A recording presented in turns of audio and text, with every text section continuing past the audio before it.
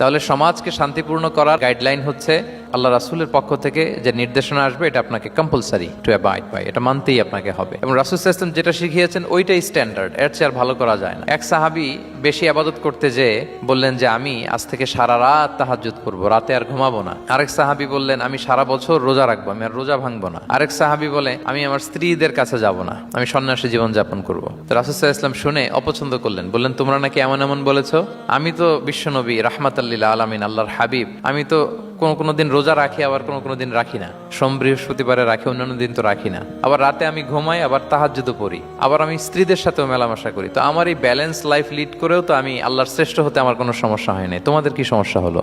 সুবহানাল্লাহ। দেখেন, ইসলাম খুব ব্যালেন্সড অ্যাপ্রোচে বিশ্বাস করে, ভারসাম্যপূর্ণ জীবন বিধান। তার মানে রাসূল সাল্লাল্লাহু আলাইহি ওয়াসাল্লাম যেটা শিখিয়েছেন ওইটাই স্ট্যান্ডার্ড। আপনি কি রাসূল সাল্লাল্লাহু আলাইহি ওয়াসাল্লামের চেয়ে বেশি মুত্তাকি হতে পারবেন?